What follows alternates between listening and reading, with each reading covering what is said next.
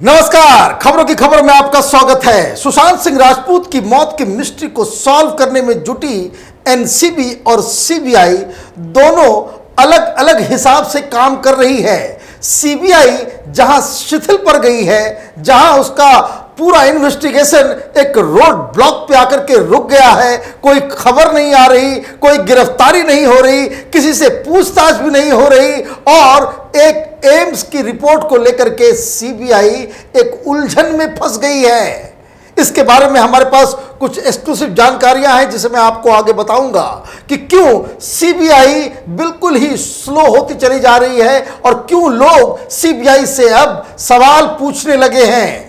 लेकिन एनसीबी जिस रफ्तार से काम कर रही है, जिस ताबड़तोड़ तरीके से एक्शन ले रही है, बॉलीवुड के कई सारे फिल्मी सितारों को अपने गिरफ्त में ले रही है, वो काबिले तारीफ है। लेकिन आज जो एनसीबी से जो 3-4 बड़ी बड़ी खबरें आ रही है, वो पहला, दीपिका पादुकोण लगातार पिछले 5-6 घंटे से एनसीबी के सवालों का जवाब दे रही है और उसके जो जवाब आए हैं, कुछ तो उन्हें समझा बुझा करके भेजा गया था, लेकिन कई जगहों पे वो जवाब देने में फंस चुकी है। इसकी भी डिटेल हमारे पास है।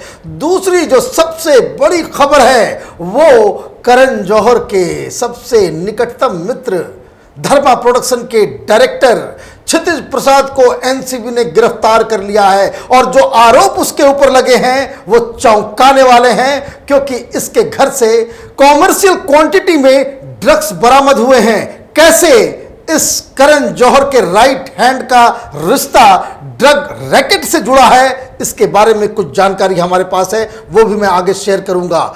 और तीसरी खबर श्रद्धा कपूर को लेकर के है, जिससे पूछताछ तो चल रही है, लेकिन वो अजीबोगरीब बयान दे रही है एनसीबी के सामने। अपना पल्ला झाड़ने के लिए वो लगातार रिया चक्रवर्ती पे हमला कर रही है।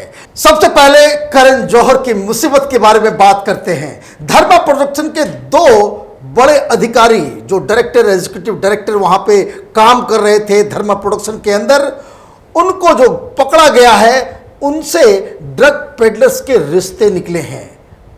और मजेदार बात यह है कि इनकी गिरफ्तारी होते ही करण जौहर ने सीधे हाथ खड़े कर दिए हैं। वो गोवा में छिपे हुए हैं और उन्होंने एक स्टेटमेंट जारी किया है कि ये लोग जो पकड़े जा रहे हैं वो हमारे सिर्फ एम्प्लॉय हैं, हमारे से कोई उनकी दोस्ती नहीं है। अभी किसने कह दिया कि आप जो है बहुत क्लोज मित्र हैं? सारा ड्रामा तो धर्मा प्रोडक्शन के अंदर ही चल रहा है, सारा प्रॉब्लम तो धर्मा प्रोडक्शन के कर्मचारी ही कर रहे हैं और इसलिए जब इनको पकड़ा गया है, ये कोई वहां धर्मा प्रोडक्शन के चपरासी नहीं है या कोई गार्ड नहीं है, ये एग्जीक्यूटिव डायरेक्टर और डायरेक्टर्स हैं और इसलिए ये बहुत ही सीनियर पोजीशन में है। और जब इनके घर से किलो किलो और थोक थोक के भाव से वहां से ड्रग्स बरामद हो रहे हैं, तो इसमें धर्मा प्रोडक्शन अपनी जिम्मेदारी से कैसे भाग सकता है? क्योंकि ये जो क्षितिज प्रसाद पकड़ा गया है, जिसे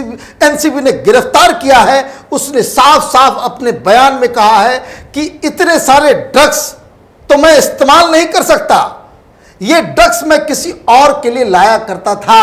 और जिन लोगों के नाम इसने बताए हैं कि किसे किसे वो सप्लाई किया करता था, उससे एक और बवाल 2-3 दिनों के अंदर मचने वाला है। जो सवाल पूछ रहे थे कि क्यों अभी सिर्फ एक्ट्रेस लोगों को ही पूछताछ के लिए बुलाया गया है, उनके जुबान पे भी ताला बंद होगा, क्योंकि कई बड़े बड़े नाम इस क्षितिज प्रसाद ने उगल दिए हैं एनसीबी के सामने अपनी जान बचाने के लिए।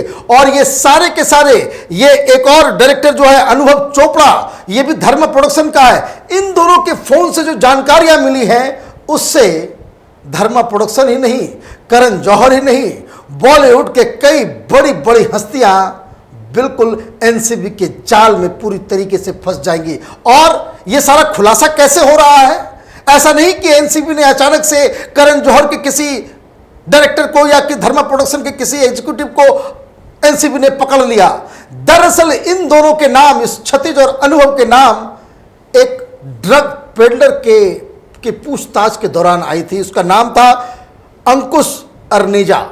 ये अंकुश अरनेजा ये बहुत बड़ा ए लिस्टर्स को ड्रग सप्लाई करने का रैकेट चलाता है और इसके साथ इस क्षितिज प्रसाद के रिश्ते निकले हैं, जो चैट्स निकले हैं, जो बातचीत हुई है। और जब इन दोनों को आमने सामने बिठाया गया तो सारी कली खुल गई कि ये क्षितिज नाम का जो शख्स है, जो धर्मा प्रोडक्शन का एग्जीक्यूटिव डायरेक्टर है, वो कोई डायरेक्टर नहीं बल्कि बड़े बड़े कलाकारों के लिए ड्रग्स मुहैया कराने का धंधा करता था। और इसलिए जब इसके घर के अंदर छापेमारी की गई तो बहुत ही कॉमर्शियल क्वांटिटी में वहां से ड्रग्स बरामद किए गए हैं। तो कहने का मतलब यह है कि आज क्षितिज प्रसाद के गिरफ्तारी के बाद से करण जौहर की मुसीबत अब बढ़ गई है। वो इस बात को कह के वो पल्ला नहीं झाड़ सकते कि वो तो सिर्फ हमारा एक एम्प्लॉय है। और क्षितिज प्रसाद ने जिन जिन लोगों के नाम बताए हैं, जिन जिन ए लिस्टर्स के नाम बताए हैं, उनको भी अब एनसीबी तलब करने वाली है। और ये बताया जा रहा है, ये अंदाजा लगाया जा रहा है कि वो तमाम चेहरे जो करण जौहर की पार्टी वाले उस वीडियो में नजर आ रहे थे, ये सारे के सारे लोग उस वीडियो की वजह से नहीं, ये जो ड्रग पेडलर्स हैं, ये क्षितिज, अनुभव चोपड़ा, ये अंकुश, इन लोगों के साथ उन लोगों के रिश्ते हैं और इसलिए इन सारे लोगों के ऊपर भी एनसीबी की तलवार गिरने वाली है। दूसरी खबर जो दीपिका पादुकोण को लेकर के था, तो दीपिका पादुकोण तो सबसे ज्यादा स्मार्ट निकली। कई सारे मीडिया चैनल वाले उसके घर के बाहर इंतजार करते रहे कि 10 बजे उसे एनसीबी दफ्तर पहुंचना है। 8 बजे से ही पूरी कैमरे की टीम घर के बाहर, उसके अपार्टमेंट के बाहर इंतजार कर रही थी कि दीपिका पादुकोण कब निकलेगी। लेकिन पता चला कि वो रात में किसी पास के होटल, जो एनसीबी का जो गेस्ट हाउस जहां पे पूछताछ होनी है, उसके पास किसी होटल में वो रात में शिफ्ट कर गई थी और एक साधारण सी क्रेटा कार में वो एनसीबी के दफ्तर पहुंची। तो सारे लोग हैरान रह गए। कुछ देर तक 5 साढ़े 5 घंटे के आसपास जो पूछताछ उनके साथ हुई है, उसमें एक तो जब अकेली बातचीत की गई तो खबर यह आई कि वो हर सवाल का जवाब सिर्फ हां या ना में दे रही है। मतलब ये कि जो कल रात भर वो वकीलों के साथ बातचीत कर रही थी, कैसे सवालों का जवाब देना है, क्या बोलना है, क्या नहीं बोलना है, तो ये लगता है कि ये समझा दिया गया था कि जितना आप ज्यादा बोलेंगी उतना ज्यादा एनसीबी के जाल में आप फंसती चली जाएंगी। ये ठीक वैसे ही कि जैसे कोई दलदल में फंस जाता है तो जो ज्यादा बचने की कोशिश करता है, हाथ पैर चलाता है, वो दलदल के अंदर उतना ही ज्यादा फंसता चला जाता है। इसलिए वो जो सवाल जवाब के दौरान वो जो बता रही थी, वो हां या ना में बता रही थी। और उसने ये साफ साफ कहा कि वो ड्रग्स नहीं लेती। जब उससे पूछा गया कि भाई आप कंज्यूम करते हैं ड्रग्स, तो उसने कहा कि नहीं, मैं ड्रग्स कंज्यूम नहीं करती। और एक अजीबोगरीब थ्योरी, ये सारे आज जो पूछताछ के दौरान ये जो क्वान की जो लड़कियां हैं, ये जो मैनेजर्स हैं, जो एक्ट्रेसेस हैं, ये अजीबोगरीब दलील आज दे रही हैं। ये लोग कह रही हैं कि ये जो हैश है या जो बीड है, ये सारी चीजें जो है वो कोई ड्रग्स नहीं है इनकी नजरों में, ये तो सिगरेट्स हैं।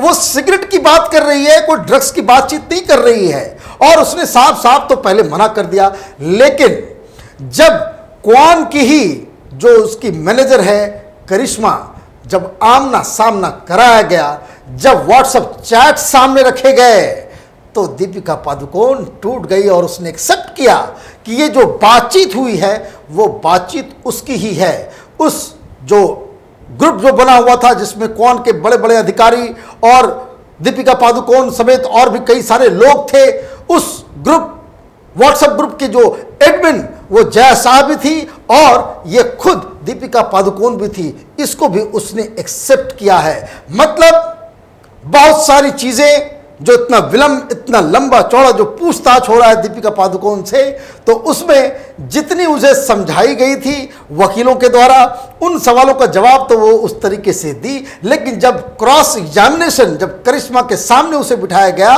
तो इनकी पूरी जो स्ट्रेटजी वो बेकार साबित हो गई है। अब आगे पूछताछ के लिए कब उसको बुलाया जाता है, किस तरीके से बुलाया जाता है, ये अब आगे देखने की बात होगी। लेकिन ये कहना पड़ेगा कि दीपिका पादुकोण के मुसीबत की घड़ियां अभी ख़त्म नहीं हुई है, अभी प्रॉब्लम टला नहीं है, अभी ये लोग एक बहुत ही खतरनाक एनसीबी के जाल में फंस चुके हैं। तीसरी खबर जो श्रद्धा को लेकर के है, श्रद्धा ने साफ साफ पहले कह दिया कि वो तो ना, उसने तो कभी ड्रग्स लिया ही नहीं है। उसने इस बात को स्वीकार किया। और मैं आपको बता दूं, ये जो श्रद्धा कपूर को जो बुलाया जा रहा है वो सुशांत के केस में बुलाया जा रहा है, जिसका जो नंबर है 16/20, उसके तहत इससे पूछताछ की जा रही है। तो इसने कहा कि वो उस पार्टी में गई थी, उसने ये कबूल किया कि छिछोरे फिल्म की जो सक्सेस पार्टी हुई थी उसमें वो गई थी, उसमें 7-8 लोग थे, लेकिन वहां ड्रग्स कोई नहीं ले रहा था। इसने ये दावा किया है और उसने ये कहा है कि वहां पे सिर्फ शराब परोसा गया था और वहां पे और कोई ड्रग्स का नामो निशान नहीं था। और इसने यह भी कहा कि जो 7-8 लोग वहां उस पार्टी में मौजूद थे वो सबको रिकॉग्नाइज कर सकती है, पहचान सकती है। लेकिन फिर वही हुआ जो दीपिका के साथ हुआ, जब इसके सामने भी जया शाह को बिठाया गया और जब क्रॉस क्वेश्चनिंग होने लगी तो इसके भी जवान लड़खड़ा गए। कहने का मतलब यह है कि इन लोगों ने बहुत सारे वकीलों को तो हायर कर लिया है, बहुत सारी चीज़ें, जिस तरह से रिया चक्रवर्ती लगातार वो वकीलों के टच में रहती थी, किस तरीके से जवाब देना है, किस तरह से जवाब नहीं देना है, किन सवालों के ऊपर कह देना है कि मैं भूल गई, मुझे कुछ पता नहीं है। लेकिन फिर भी एनसीबी ने एक बहुत ही सॉलिड केस रिया चक्रवर्ती के खिलाफ बनाने में कामयाब रही थी, जिसकी वजह से अभी वो जेल के अंदर है। क्या ये लोग भी रिया चक्रवर्ती की तरह जेल के अंदर जाएगी, ये तो आगे वक्त बताएगा। लेकिन सीबीआई के लिए अच्छी खबर नहीं है, क्योंकि लोग नाराज हो रहे हैं। नाराज इसलिए हो रहे हैं कि ये जो पहले तो इन्होंने 17 तारीख का वक्त दिया था कि उस दिन वो सीबीआई को वो फोरेंसिक जांच एम्स की रिपोर्ट उन्हें मिल जाएगी, तारीख 20 हो गया और आज धीरे धीरे ये मसला टलता चला जा रहा है। और इसलिए सुशांत के परिवार वालों ने भी इस पूरे सीबीआई के अप्रोच के ऊपर सवाल खड़े कर दिए हैं। और सिर्फ उनके परिवार की तरफ से ही सवाल नहीं खड़ा हो रहा है, बल्कि आम लोग भी कह रहे हैं कि क्या किसी बड़े नेता को बचाने के लिए कोई डील हो गई है? क्या सीबीआई इस पूरे इन्वेस्टिगेशन को दूसरे रास्ते पे लेकर के जा रही है? या सीबीआई, कुछ लोग ये भी कह रहे हैं कि सीबीआई इस चीज़ का इंतज़ार कर रही है कि जब तक ये एनसीबी अपना ये ड्रग ट्रेल का ये पूरा का पूरा इन्वेस्टिगेशन खत्म करती है, तब वो सुशांत की मौत को पिकअप करेंगे। लेकिन जो हमारे पास खबर आ रही है वो खबर ये है कि जो फॉरेंसिक रिपोर्ट, जो प्रिलिमिनरी रिपोर्ट सीबीआई को दिया गया एम्स के डॉक्टर्स के द्वारा, उसमें सीबीआई डबल श्योर होना चाहती है और इसलिए 2 अलग अलग फोरेंसिक लैब में भी इस रिपोर्ट को भेजा गया है। क्योंकि ये जो सुधीर गुप्ता हैं, इनकी जो रिपोर्ट है उसकी अगर पुष्टि बाकी के दूसरे फोरेंसिक लैब में भी हो जाती है तो सीबीआई को लगता है कि उनका केस मजबूत हो जाएगा। फिर वो जो कहेंगे उसकी ऑथेंटिसिटी बढ़ जाएगी, कोर्ट में उन्हें कोई झटका नहीं लगेगा और शायद इस वजह से ही इसमें विलंब हो रहा है। हमारी नजरें इन तमाम खबरों पे बनी हुई है। आप देखते रहिए कैपिटल टीवी। हमारे वीडियोस को लाइक कीजिए, शेयर कीजिए और हमारे चैनल को सब्सक्राइब कीजिए। धन्यवाद।